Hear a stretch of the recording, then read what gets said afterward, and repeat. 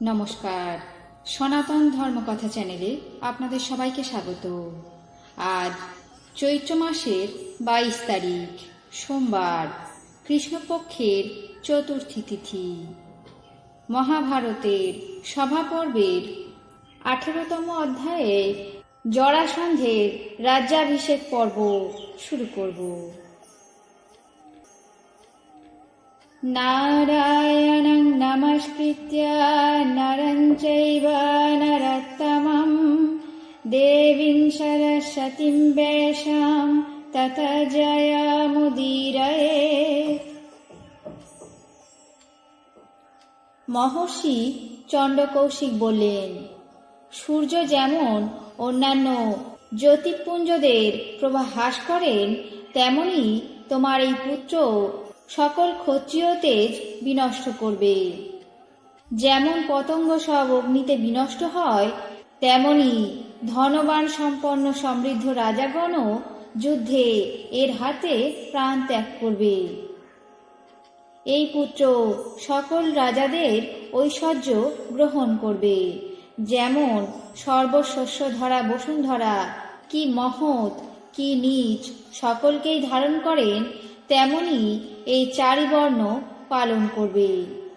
প্রাণীগণ যেমন সমস্ত জগতের আত্মভূত বায়ুর বশীভূত, তেমনি সকল রাজাগণ এর বশীভূত হবে।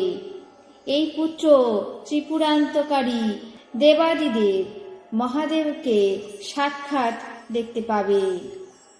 ভগবান চণ্ডকৌশিক রাজা বৃহদ্রথকে এই কথা বলে নিজের কর্তব্য কার্যের জন্য রাজার কাছ থেকে বিদায় নিলেন।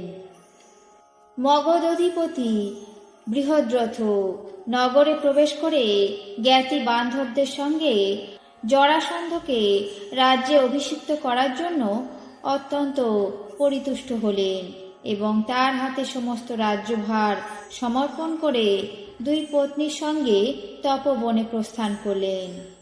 তারা তপবনে গমন করলে জরাসন্ধ নিজের বাহুবলের প্রভাবে সমস্ত রাজাদেরকে বশীভূত করলেন। চণ্ডকৌশিকের দ্বারা সমস্ত বর লাভ করে নিষ্কণ্টক রাজ্য শাসন করতে লাগলেন। ওই সময় ভগবান কৃষ্ণ রাজা কংসকে বধ করেন। কংস বধের জন্য কৃষ্ণের সঙ্গে জরাসন্ধের ঘোরতর শত্রুতা জন্মালো। মহাবল পরাক্রান্ত জরাসন্ধ গিরি পর্বতের মধ্যে থেকে কৃষ্ণের বধের জন্য এক বৃহৎ গদা 100 বার ঘুরিয়ে তার দিকে নিক্ষেপ করল। গদা মথুরাস্থিত বাসুদেবের থেকে 100 যোজন দূরে পতিত হল। নগরবাসীগণ কৃষ্ণের সামনে গদা পতনের বিষয় নিবেদন করল।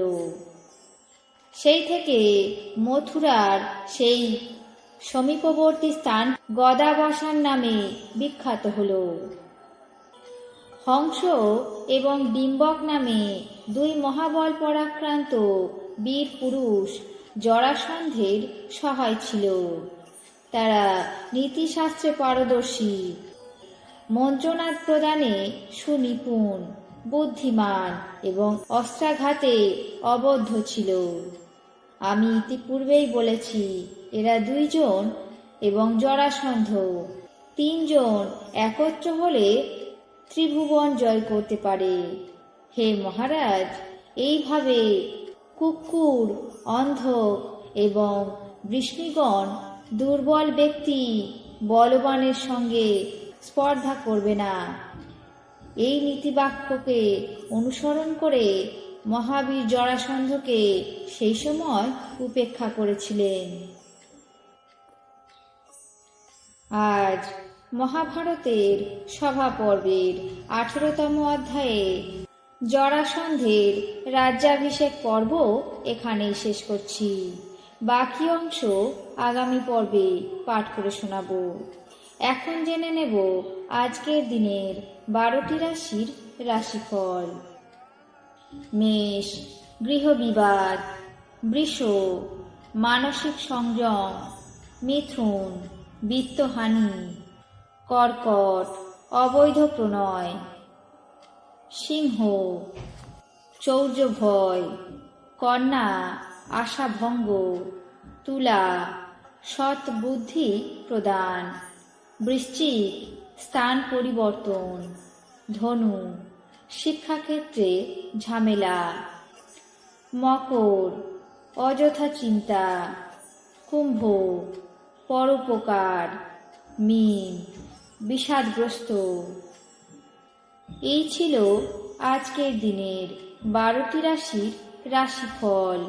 আপনাদের কেমন লাগলো তা অবশ্যই কমেন্ট বক্সে জানাবেন। চ্যানেলটিকে সাবস্ক্রাইব করবেন, লাইক করবেন, শেয়ার করবেন। ধন্যবাদ।